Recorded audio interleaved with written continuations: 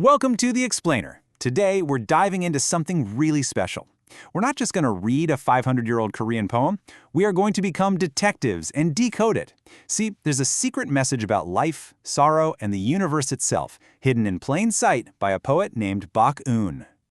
So you might be wondering, can a poem from half a millennium ago really have something to say to us now? And the answer is 1,000% yes.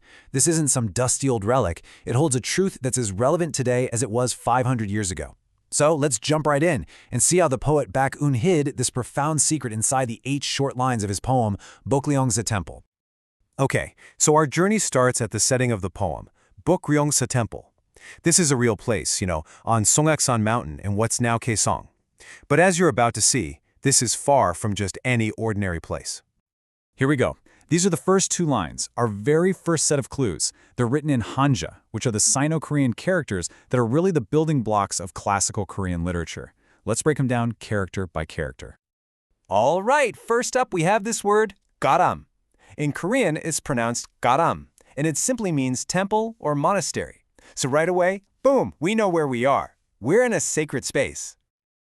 Now this next one, Shinla, or Silla. This isn't just a word, it's a time machine. It instantly throws us back more than 1,000 years to one of Korea's most important ancient kingdoms. The poet is making it clear, this place is old. And check this out. Here's how those characters snap together to make sense. The Korean reading helps us see the grammar. The temple is an old relic of Silla. By saying this, he's not just stating a fact. He's telling us this place has a deep, authentic history, a real soul. Okay, now in the second line, we get this really cool term, Siju, pronounced Siachuk. This was the classical name for India, the birthplace of Buddhism. So the poet isn't just linking the temple to Korean history, but to the very origins of its entire faith. And when you put it all together, the line creates this incredibly powerful image. 1,000 Buddhas all came from India. It's more than a description, it's a bold declaration, anchoring this temple's spiritual authority directly to the source.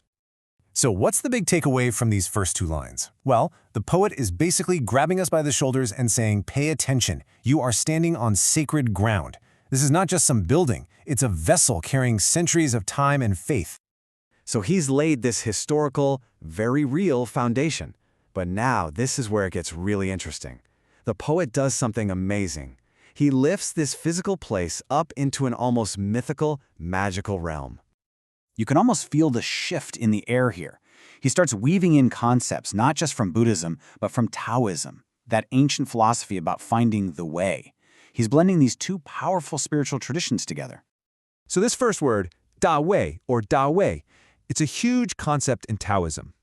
Think of it as the ultimate cosmic truth of the universe, a path so mysterious that even sages and enlightened beings get lost trying to find it. But then, in contrast, he gives us Tian Tai, pronounced Chiante. Now, this is the destination. Mount Chiante is a legendary Taoist paradise, a blessed land where immortals live. It's like enlightenment made real. And this is where the poetic genius really shines. He connects the 2, saying this blessed land, the temple we're in, is like that mythical Mount Chiante. The message is just so powerful. You don't have to search for some distant paradise. The potential to find that ultimate truth, it's right here, right now. Okay, so we've got this amazing place, part real history, part myth. But now things get personal. The poet turns his gaze inward, and he starts using the nature around him as a mirror for his own feelings. You can feel the mood just darken, right? The first of these 2 lines sets the scene. Spring clouds are gathering, it's about to rain, and the birds are all chattering to each other. But it's that second line. That's where the real emotion is hiding. Let's zoom in on this line, because it's really the emotional core here. Lao Shu, the old tree, is wuqing, unfeeling, completely indifferent. But the feng, the wind, zi ai, it grieves by itself. Now, obviously the wind doesn't actually feel sad, right? So you see what's happening? The wind isn't sad. He is. He's projecting his own deep sorrow onto the world around him. That old, unfeeling tree just makes him feel more alone. But the sound of the wind, it sounds like it's grieving with him. The whole landscape has become a reflection of his soul. And here we are, the final 2 lines. We've journeyed through history, through myth, through personal emotion. Everything has been building to this very moment. This is where the poet finally reveals the big secret of the poem. So that first line is just heavy, right? All the world's affairs cannot provide even a single smile. It's a line full of disillusionment. But then comes the final line, and boom, the lightning strikes. This right here, fu ai, read bu ai. It means floating dust. These two simple characters, they are the key that unlocks the entire poem. Qingshan, the Blue Mountains, 月是 pass through the ages and become 自负ai, nothing but floating dust. Just let that sink in for a second. Even the mountains, the very symbol of permanence, of something that lasts forever, they will eventually crumble into dust. And that's it. That's the secret. It's the core Buddhist teaching of Musang, which means impermanence. The poet's realization is just so profound.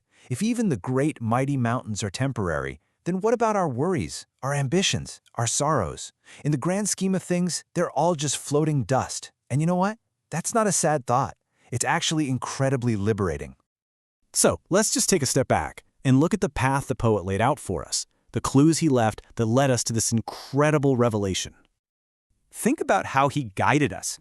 We started at a real temple, grounded in Buddha's history. Then we saw it transform into a mythical Taoist paradise. We felt the poet's very personal sorrow reflected in the wind. And finally, we arrived at a profound, universal truth. Nothing lasts forever. We went from the physical, to the mythical, to the emotional, and finally to the philosophical. In the end, Bak Eun didn't just write a poem about a temple. He created a roadmap to enlightenment. And that's the absolute beauty of Hanmun, of classical Korean poetry. Every single poem is a treasure chest, just like this one, packed with layers of meaning. And now, you have a few more keys to start unlocking them for yourself.